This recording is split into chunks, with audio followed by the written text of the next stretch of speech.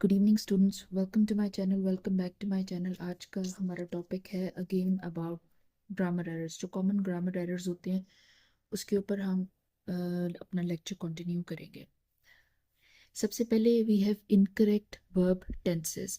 She eat dinner yesterday. अगर yesterday आया तो यानी कल की बात हो रही है। अगर कल की बात हो रही है, आपको टेंसेस आते हैं या आपने हमारे टेंसेस के लेक्चर्स को फॉलो अप किया है, तो डेफिनेटली आप ये चीज़ मेमोराइज कर चुके होंगे कि जब पास्ट की बात होती है तो सेकंड फॉर्म ऑफ वर्ब आता है। तो आपने ये चीज़ याद रखनी है हमेशा कि जो भी जिस तरह का भी सेंटेंस है, जिस तरह की भी नैरेटिव है, आपने उस हिसाब से वर्ब की फॉर्म यूज़ करनी है, उसको मैच करके इस तरह से यूज़ किया जाता है। Then we have by the time she arrived. जब वो पहुंची, we eat cake. We eat cake नहीं आना, वो केक खा चुके थे। ये पास्ट परफेक्ट टेंस है। वो ऑलरेडी, मतलब वो काम ऑलरेडी हो चुका था। ये पास्ट का टेंस है प्लस ये पास्ट परफेक्ट का टेंस है। ओके, ये भी हमने टेंसेस में कवर अप किया। अगर आपको कोई कंफ्यूजन है तो आप उसको रिकॉल कर सकते हैं। ये पास्ट परफेक्ट का टेंस है। यहाँ पे हैड ईटन आना है, थर्ड फॉर्म आनी है, और हैड आना है, थर्ड फॉर्म आनी है और हैड आना है, सेकंड फॉर्म नहीं आनी है। सिर्फ पास्ट का टेंस नहीं है, पास्ट परफेक्ट का टेंस है। By the time she arrived, जब तक वो पहुंची वो केक खा चुके थे। She had we had eaten the cake, हम केक खा चुके थे। Next we have incorrect use of pronouns. Pronouns को हम इनकरेक्ट तरीके से यूज करते हैं। Me and him went to the store. Me and him जो है बेसिकली सब्जेक्ट के हिसाब से बात हो रही है यहाँ पे। जब सब्जेक्ट के हिसाब से बात हो तो सब्जेक्ट प्रोनाउंस यूज करने चाहिए, यानी आई, ही, शी, ये होते हैं सब्जेक्ट प्रोनाउंस। अगर ऑब्जेक्ट के हिसाब से बात हो रही थी तो फिर ऑब्जेक्ट प्रोनाउंस मी, हिम ये यूज करते।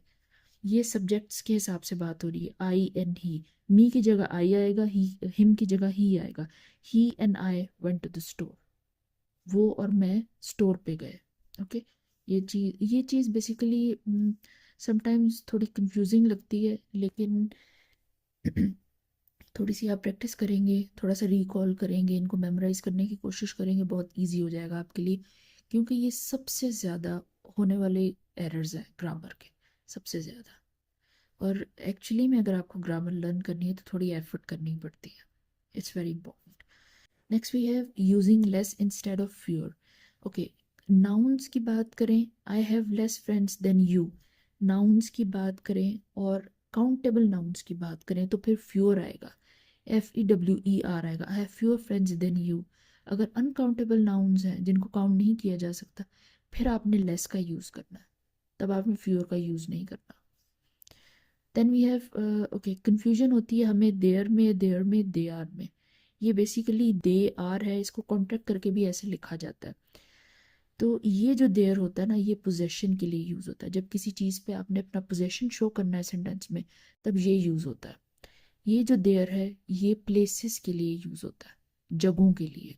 ये जो दे है, ये जो दे आर है, ये यूज़ होता है लोगों के लिए। ठीक है, ये देखें, ये इन्होंने पोजेशन वाला गलती से यहाँ पे लिख दिया, मिस्टेक है ये, इट्स एन एरर। यहाँ पे दे आर आना है। लोगों की बात हो रही है कि going to meet us over there, तो फिर ये दे आर आएगा। ये कॉन्ट्रैक्शन होती है बेसिकली, ऐसे भी लिखते हैं और कभी कभी दे आर करके भी पूरा आर ARE भी लिखते हैं। दोनों तरह से आप लिख सकते हैं। तो they are going to meet us over there, ये चीज़ इस तरीके से होती है। आपके लिए छोटे छोटे लेक्चर्स डिज़ाइन किए हैं। द पर्पस इज़ कि आपका टाइम कम से कम कंज्यूम हो, आप अच्छे से लर्न कर सकें, कोई चीज़ आपके माइंड में बॉगल ना करे, कंफ्यूज ना करे आपको। ये सारा पर्पस है। अदरवाइज एक लेक्चर में आपको सारे ग्रामर एरर सब कुछ जो है एक एक लेक्चर में करके सिखाया जा सकता है।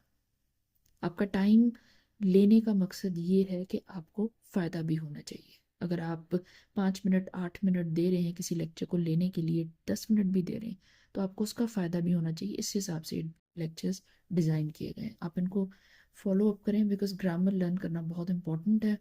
इसके साथ हम इस लेक्चर को फिनिश करें। कोई सजेशन है आप कमेंट में दे सकते हैं, कोई कन्फ्यूजन है आप कमेंट में पूछ सकते हैं। Thank you so much.